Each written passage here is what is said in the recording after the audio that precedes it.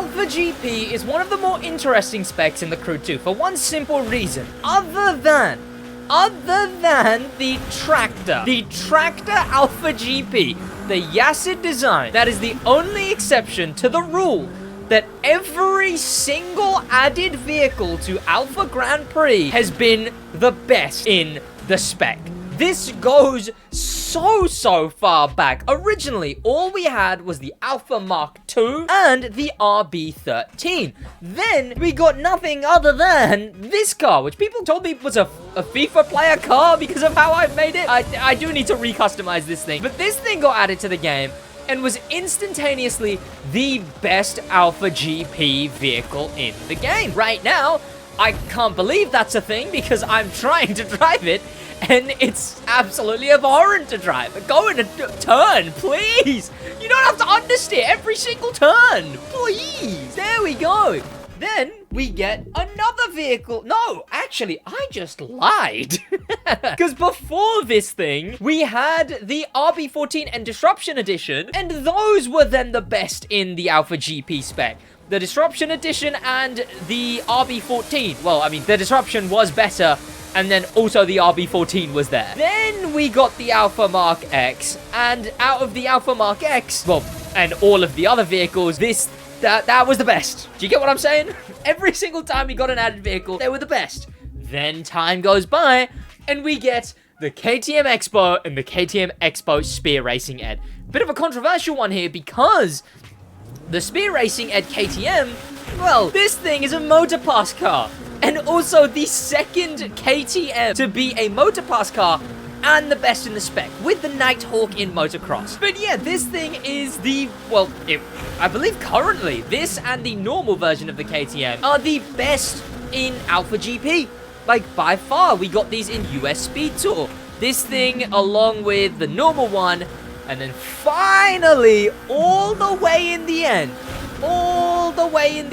in the second episode of the US Speed Tour, we got, finally, the Tractor F1, the Yassid design American petrol, and this thing was the first ever Alpha GP vehicle to not be the best in the spec.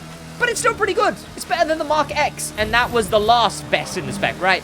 So it kind of fell into, I think it was only like a second quicker, but because of that, you know, it fell into like the second best, or I guess the third best, because 2 KTMs. But the Crew 2 recently have been going back through almost all of their vehicles and, well, rehandling them, at least in the specs where it made sense, like Rallycross and Touring Car and Alpha GP, where some of the old cars in the game just had unusable handling. Like, we're talking, if you drove those cars, it's a definite lose. Like, it's a you are going to lose this race if you drive this car. And that just became a nuisance. It became an absolute nuisance. Because you just wouldn't be allowed to use any of the old cars. You'd just be able to use anything new. And that was annoying. Until finally, recently, we got a handling update. And there was way too much going on in the game for me to make a video on it. So now, I'm coming around and finally making a video on this handling update. It was a few cars in Touring Car, and there's some of those that we have to get to as well. But this handling update affected one Alpha GP car. And that was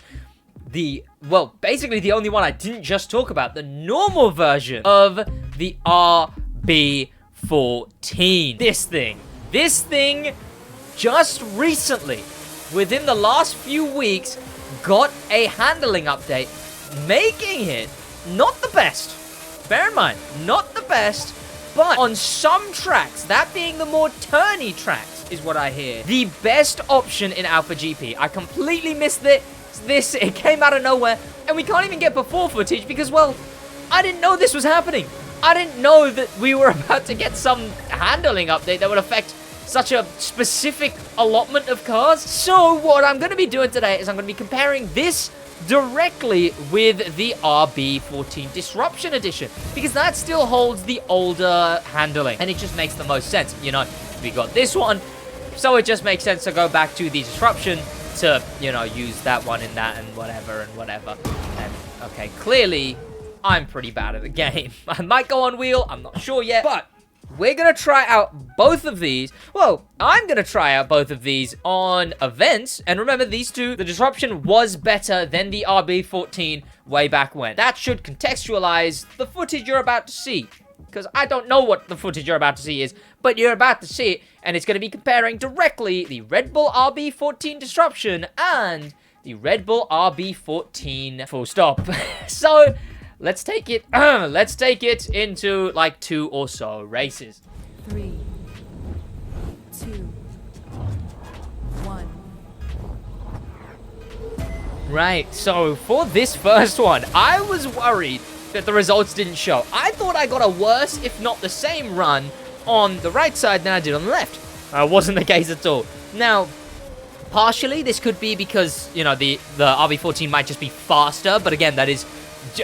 Again, remember, the disruption was better than the RB14 before this, and the RB14 was also a completely unusable car. Completely unusable. So, although this isn't a direct comparison, you know, it's not just RB14 old to RB14 new, one thing that you do get to see here is just how much better it handles now. And how much better it is, period. By the way, the one on the left is the one you can hear.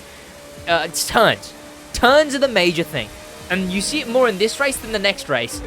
There, right, on the left. The thing just... There's smoke. There's smoke from the tires everywhere. The new handling refuses to smoke at all. There's understeer on the left, on the right. It just turns. It's like there's nothing other than it just actually will turn. When you turn on the left side, it understeers, and then starts sliding because it's understeering so much. On the right side, I started to get a bit clumsy with it because I thought it turned a lot better than it does, right? Because it does turn amazingly, just not that amazingly, right? Drifting in the Crew 2, losing speed. The old handling, drifts, is what it does. On the right, you can see it takes the turns pretty nicely. Look at that. Absolutely perfect. Now, if we wait for the left to get around to the same turn, I believe it's after this one. I think. Yeah, it's this one right here. Instantly, there's smoke. And I've started drifting. Again, the one on the right may go wide on a turn. It might. You might not brake enough. You might go too fast around a turn. It will go wide. But here's what it doesn't do. It doesn't slide. It doesn't slide out at all. Not only does it turn in way quicker, but it doesn't slide and thus lose speed whenever it's getting around turns. In fact, we're 10%. A 10% lead on the right side compared to the left side so far. Because again, just keep sliding over and over again. It's painful to use. It really is. I mess up here at the end a little bit on the right side. Again, I thought I got the same time. I just didn't pay attention to what time I got on the left, clearly. The left was done first, then the right side is the order I did them in. So there we go on a pretty meh run, a 2-minute 48. And on the left side, we're still going. And I believe we get a 3-minute plus. By the way, I don't use nitro. I think I nitro runs at the start of this run. And then, but then for the rest of both of these runs, I don't use nitro at all. So you know, that keeps the playing field a bit more level, if you get what I mean. But there we go. A 3-minute 11 there. That's what, 12 to 11, 23. 23-second difference for both of those. It's absolutely atrocious, is what that is. Now, on to the next 3, run. 2, 1. Now, this one, I think I didn't have as much of a lead here, I think. But it also, I don't know if it showed as much. I think this one might not have showed as, I mean, well, I say that. I'm already off-road on the left, while on the right, I'm already blitzing away. I was, again, really getting used to the track on the right one still, and on both sides, to be fair. I did the left first, then the right. Same issues on both sides, except the one on the right actually turned. In fact, you see this in turns like this, on the right, and then now let's look at that same turn on the left. All the way understeered. Well, thankfully I didn't hit the wall that time, but Oh, do I hit it very, very often. It's just so much nicer. On the right, I think I went way too wide here, but it still turned. Then on the left, I would wager to say I hit the wall, unless I knew what was coming up. Okay, no, I knew what was coming up, so I actually made that a lot better on the left. But you'll see when I know on both sides how much quicker it is. Oh, and I've hit a wall.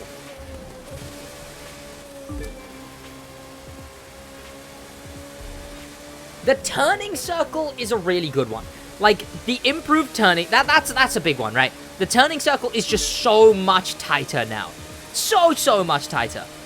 And that helps a lot. It's so much tighter, and it refuses to start sliding out. Those two changes. And that feels like, you know, if I had to boil down the handling update, that's the main one. Turning circle, incredibly tighter, and it doesn't slide out when you turn too hard. There you go. All of a sudden, you've got a much nicer car to use. A car that is now a really good all-rounder vehicle. And, you know, one of the best vehicles in the spec now. There's races that you can go to the leaderboards on. Obviously, it depends on the race. It's not the overall best. But you can go to some races now on the leaderboards and see the RB14 littered everywhere in the top 100. It's crazy how much better this thing is now. And you can see, again, another 10% lead. This time quicker, I believe. Or maybe not even, to be fair. I haven't directly been paying attention.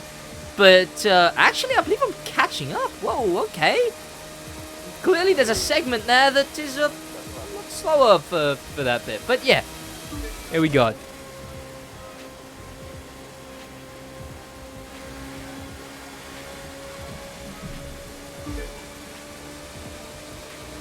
In fact, I've caught up to the AIs here as I enter the last 5%. Nothing left to do on the right side other than, there you go, finish off the run. And I believe I got blocked at the start of the right side run as well.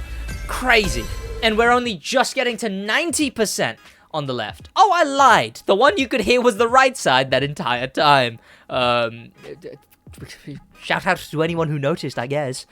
There we go. Now we're at that time. We got 2 minutes 47 on the right, and on the left, a slower run by 3... Well, it was a 3 minutes 11. That is a 24-second slower run. Almost half a minute. That's crazy. Right. Whoa, some amazing commentary from Sid. But honestly, the main thing I've seen is just that it turns, right? The other ones just don't. The RB14 disruption, the old handling, it just doesn't turn. This one actually swings itself into turn. But not only that, the RB14 disruption, when being pushed too far, will slide. This thing just won't. Like, this thing just will not slide. And that's one of the main things. And honestly, this is one of the best things, is that it just doesn't slide. Okay, come on. That's one of the worst things about most of the Alpha GP stuff, especially the bad handling ones.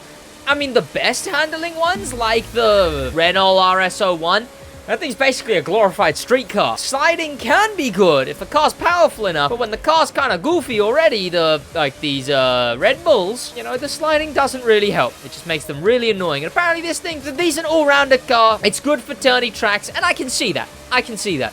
But I'm fairly certain if I go check right now, Pro Racing, Alpha GP, let's see leaderboard, it's still mostly the Expo R. Yeah, that makes sense. So the Expo R is still pretty much the best. What's a really turny track? I don't know what a really turny track is. Oh, whew. Well, there you go. Jersey City seems to be a very RB14. Hey, there you go. This thing is now good, solidified its place in the meta, and that's cool to see, I guess. That's cool to see. Great. But that's gonna be about it from me. Thank you, boys, for watching. I'll see you boys in the next one. Thanks, popular members. A special thank you to famous members, and an insane thank you to star members Tim the Fat Man, TK Troller, and I always forget it's Danimal the Manimal. That's about it from me, boys. In a bit.